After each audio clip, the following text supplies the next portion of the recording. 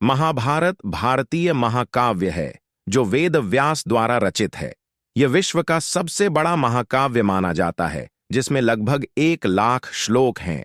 ये कौरवों और पांडवों के बीच हुए महान युद्ध की कहानी है, जिसमें धर्म, अधर्म, नीति, राजनीति और मानव जीवन के मूल्यों का विस्तृत वर्णन है।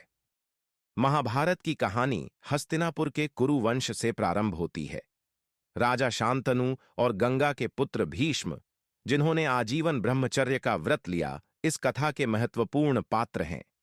भीष्म के त्याग और बलिदान के कारण कुरुवंश आगे बढ़ा। शांतनु की दूसरी पत्नी सत्यवती से 2 पुत्र हुए, चित्रांगद और विचित्रवीर्य। चित्रांगद की मृत्यु के बाद विचित्रवीर्य का विवाह अंबा, अंबिका और अंबालिका से हुआ।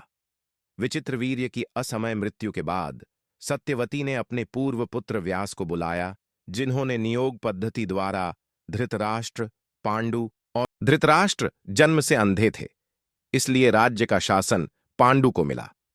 पांडु ने कुंती और माद्री से विवाह किया।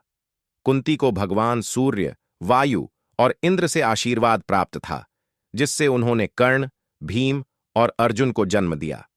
माद्री ने अश्विनी कुमारों के आशीर्वाद से नकुल और सहदेव को जन्म दिया।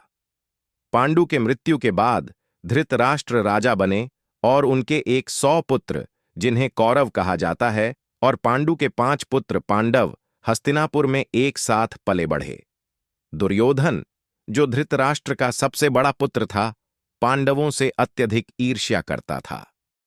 दुर्योधन ने पांडवों के लिए बरणबाट में लाक्षागृह, लाख से बना महल बनाकर महल बनवाया। उसके बाद दुर्योधन ने पांडवों को मारने के लिए लाक्षागृह, लाख से बना महल में आग लगवाई, लेकिन विदुर की सहायता से पांडव बच निकले। उन्होंने वनवास में समय बिताया और छद्म रूप में भटकते रहे। एक दिन एक बुद्धिमान आराशी उनके पास आए और उन्होंने स्वयंवर समारोह के बारे में बताया, और अन्य लोगों के साथ पांडवों ने अपनी यात्रा शुरू की। एक लंबी यात्रा के बाद वे महल के द्वार के सामने पहुंचे और उन्होंने प्रवेश किया। वहां राजा द्रुपद और उनकी बेटी थे। उनके पास एक विशिष्ट धनुष और बाण था, जिससे लकड़ी की मछली की आंख पर निशाना लगाना होता था। उसके बाद मछली की आंख को भेद कर स्वयंवर जीता। माता कुंती वे हस्तिनापुर वापस आ गए और धृतराष्ट्र ने पांडवों को अपना राज्य सौंपा, जिसे इंद्रप्रस्थ कहा गया। यह राज्य बहुत ही सुंदर और समृद्ध बना। दुर्योधन शकुनी से बात करता है और पांडवों को छल करने की योजना बनाता है। वे पांडवों को खेलने के लिए आमंत्रित करते हैं। दुर्योधन ने शकुनी के साथ मिलकर पांडवों को छल से जुए में हराया। पांडवों को 13 वर्षों का वनवास और 1 वर्ष का अज्ञातवास मिला। पांडवों ने कठिन वनवास और अज्ञातवास का समय बिताया। इस दौरान अर्जुन शिव जी से प्रार्थना करते हैं और शिव जी आकर उन्हें आशीर्वाद और पाशुपत शास्त्र देते हैं। इससे महाभारत के महायुद्ध की नींव पड़ी।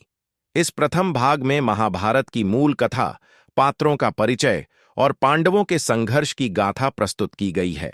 दूसरे भाग में हम महाभारत युद्ध, श्री कृष्ण की भूमिका और गीता उपदेश की चर्चा करेंगे।